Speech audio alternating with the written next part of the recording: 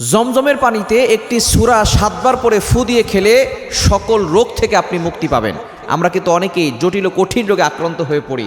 মনে রাখবেন, এই কোরআনুল কারীমের ভিতরে আল্লাহ তাআলা শেফা দিয়েছেন, আর জমজমের পানির ভিতরে অনেক বরকত রয়েছে। যারা হাজী সাহেবরা আছেন, যারা উমরা করেছেন, হজ করেছেন, তারা জানেন কাবা শরীফ তাওয়াফ করতে কিন্তু অনেক কষ্ট হয়। আমি যখন কাবা শরীফ তাওয়াফ করেছি, আমি বুঝেছি হাজী সাহেব যারা আছেন তাদের অনেক কষ্ট হয়ে যায়। বিশেষ করে হজরে আসওয়াদে যে একটা চুমু খাওয়ার জন্য যে একটা ধাক্কা শুরু হয়, সেখানে এই সময় কিন্তু অনেক শক্তির প্রয়োজন হয়।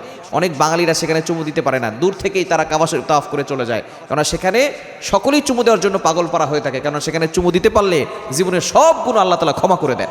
সুতরাং ওই কাবা শরীফ তাওয়াফ করার পরে যে একটা কষ্ট হয়, আপনি ৭ বার চক্কর দেওয়ার পরে দেখবেন জমজমের পানি খাবেন, সাথে সাথে আপনার সকল কষ্ট দূর হয়ে যাবে। এটা আমি নিজে এই জমজমের পানি খেয়ে প্রমাণিত। সুতরাং জমজমের পানির ভিতরে বরকত রয়েছে। এই জমজমের পানিটা আপনার ঘরে রাখবেন, আর এই জমজমের পানিতে একটা সূরা পড়বেন। কি পড়বেন? সূরা ফাতিহা। সূরা ফাতিহা পারেন এমন কোনো মুসলমান নাই। যেই সূরা দিয়ে নামাজের ভিতরে যেই সূরা না পড়লে নামাজই হয় না, এই সূরা আমরা সকলেই পারি। এই সূরার ভিতরে শেফা রয়েছে, এই সূরার ভিতরে বরকত রয়েছে, এবং শিফা মিন কুল্লি দা, সকল রোগের ওষুধ হচ্ছে এই সূরা ফাতিহা। নবীজি সাল্লাল্লাহু আলাইহি ওয়াসাল্লাম এই সূরা ফাতিহাকে বলা হয়েছে উম্মুল কোরআন। সুতরাং সকল কোরআনের সারাংশ ওই সূরা ফাতিহার ভিতরে আল্লাহ তাআলা ঢুকিয়ে দিয়েছেন। সূরা ফাতিহার ভিতরে দোয়াও রয়েছে, দাওয়াও রয়েছে। সূরা ফাতিহা আপনি আউযুবিল্লাহ বিসমিল্লাহ সহকারে ৭ বার পড়বেন। এরপরে জমজমের পানিতে ফু দিবেন। জমজমের পানিটা আপনি নিয়ত করে খাবেন, আল্লাহ আমাকে সুস্থ করে দাও।